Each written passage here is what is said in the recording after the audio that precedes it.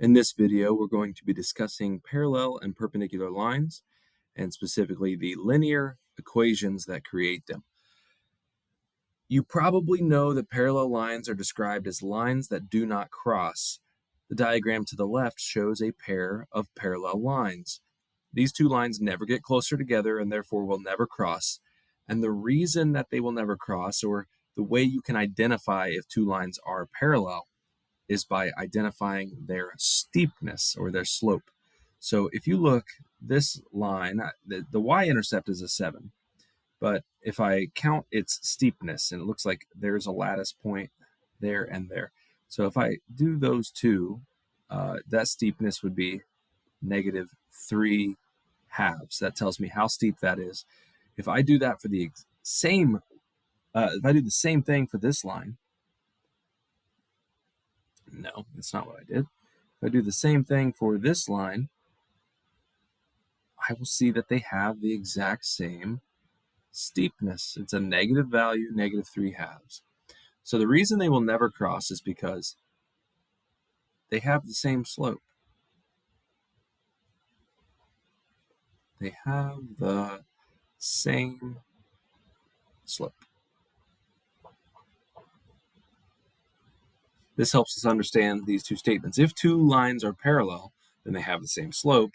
And if two times have the same slope and are different y-intercepts, then they are parallel lines. Now, the reason they have to have different y-intercepts is because if I drew a line with the exact same y-intercept and the exact same slope, I wouldn't consider those two lines parallel. They would be the exact same path of points, so they'd be the same line. So quickly looking, you can determine if two lines are parallel by looking at their slopes and their y-intercepts. And when they are in slope-intercept form, like this one is, this is function notation, but it's basically y equals mx plus b. That's a 6. mx plus b, mx plus b. Then you can look at their slopes really quickly, which are highlighted already for you. And the slopes are the same, which means those lines are going the same direction, and their y-intercepts are different, which does mean that these lines would be parallel. Here, these two lines have different slopes, and therefore they will intersect at some point. Actually, because they both have the same y-intercept, that's where they intercept. That's where they intersect each other. Perpendicular lines are special lines that cross at 90 degrees. The lines on this graph are perpendicular. Let's see what makes them perpendicular. Let's find the slope of each of these lines. The first one we'll call line A has a slope that is negative. I can tell that much because of the direction that it's going. It's down 1, 2, 3, 4, and to the right 1. So the slope of A is -4 over 1, which is just -4. So I don't need to write that as a fraction. The slope on line B, however, is positive. I can tell that by the direction it is going.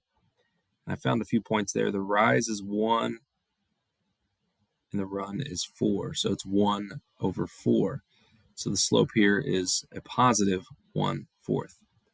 Now, if I go back and put this as a fraction, you should recognize a relationship between this slope and this slope. You'll notice the first one is negative and the second one is positive. The first one is 4 over 1, and the second one is 1 over 4. So the slope of perpendicular lines are what we call opposite reciprocals of each other. So the first one's negative, second one's positive, 4 over 1, 1 over 4. So we are going to practice finding or recognizing the opposite reciprocal of, well, first A over B. What's the opposite of a positive value? That answer is negative. What's the reciprocal of A over B? That would be B over A. Let's practice that for each of these in this box here. This symbol here means perpendicular. So I call it the perpendicular slope. 4/5, -5/4.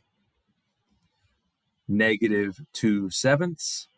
What would be the slope of a line that is perpendicular to negative 2/7? It would be positive 7/2.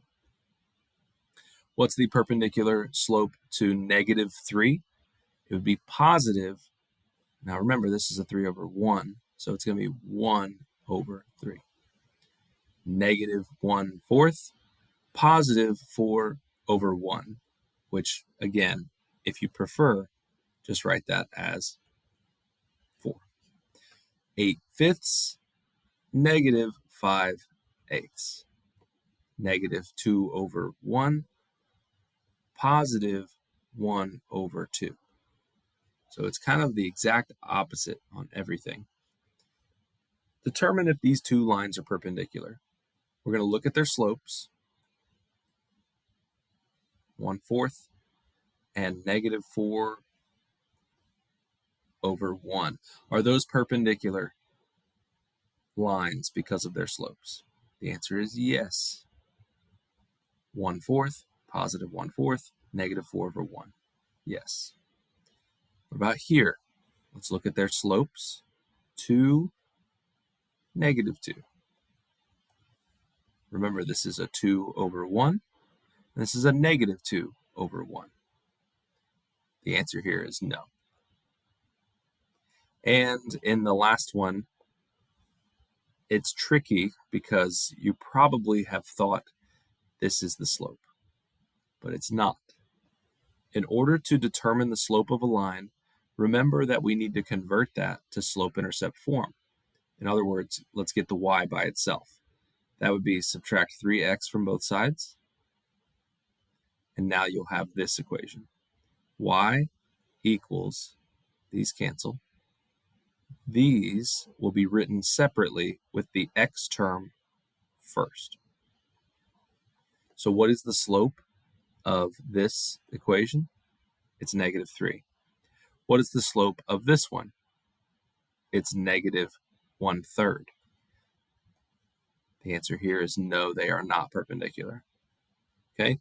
They will cross, they just will not cross at 90 degrees. Thus, they are not perpendicular. These are reciprocals of each other, but they're not opposite reciprocals of each other.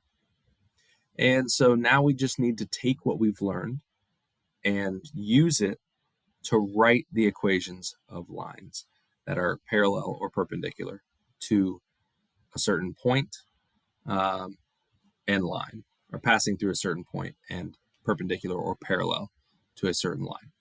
So if we have the line y equals 2/3 x plus 1, and we are trying to be parallel to a line that has this slope, then we should understand that our slope must be the same. Parallel means same slope. So if it says their slope is 2/3, then our slope must be 2/3. After doing that, we are going to use the same skills that we did previously. Sorry, I don't know why those are connecting. I'm not trying to write them that way, but the Moby has other plans for me. There. So anytime you look at an ordered pair, it's an x and a y, and we know that this is the m value. So just plug them in, put them in the right spots here. The y value of a 3 goes right here, equals m is 2/3, x is 5, and then we have a b value. And that's why I'm figuring this out, because I already know my slope. I'm trying to find what is my y-intercept. So if I use this equation, it will help me solve for that missing value. Unfortunately, when I take 2/3 of a number like 5, I do get a fraction. You can multiply it in this fashion. You can just do the numerators and then the denominators. So here's what you're going to get. 3 equals, that would be a 10 on the top and a 3 on the bottom. Don't panic that you have this fraction. If you were to get b by itself and this was just 10, how would you get rid of that 10? Hopefully you said that you would subtract 10 because it's positive 10. Well, now we're just going to subtract 10 thirds from both sides. 3 whole units minus 10 thirds. Well, I would like to take the 3. I'd like to rewrite it. 3 over 1 is the same thing as changing the denominator here to match this as a 3. So 3 over 1 is the same thing as 9 thirds. 3 divided by 1 is 3. 9 divided by 3 is 3. So now I have rewritten the 3 over 1 as a fraction with the same denominator as this fraction. And that makes this a little bit easier. These should cancel, so you'll be just with b on the right side now. 9 thirds minus 10 thirds. Well, we are subtracting more than we have, so we're going to have a negative value. It's going to be negative 1 third, and that is my y-intercept. So if you will recall, once we have our y-intercept, we just need to fill this out. We know that our slope is 2 thirds, so y equals 2 thirds x, and then my y-intercept is negative 1 third. Negative 1 third is my y-intercept, and that's the equation. This equation is parallel to this line. You can tell because the slopes are the same and their y-intercepts are different. And if I were to plug in x is 5 and y is 3 into this equation, it would satisfy it, which means it passes through that point. Okay, let's look at one more where we are doing perpendicular. Once again, we have a line in slope-intercept form. The slope there is negative 3/4. What would be the perpendicular slope for me then? A line that is perpendicular to this line would have to have the slope that is positive 4 thirds. Once we have done that, we're going to use the information that we have to figure out the information that we do not have. So we know that this is an x value, this is a y value, and this is my m value of 4 thirds. Plug them in right where they go. Negative 2 is my y. M is 4 thirds. X is negative 3. And then my b value is still a mystery to me, and that's why we're writing this equation in the first place. And this is an excellent skill in algebra.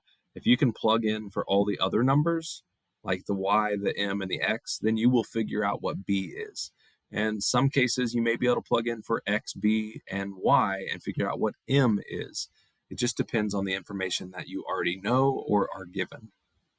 Okay, let's simplify and then solve and see what we get. So the negative 2 will remain. This time we're going to, if we multiply the same way we did, you would get a negative 12 on the top and a 3 on the bottom. Some students tend to overlook this. Negative 12 over 3 is just negative 4.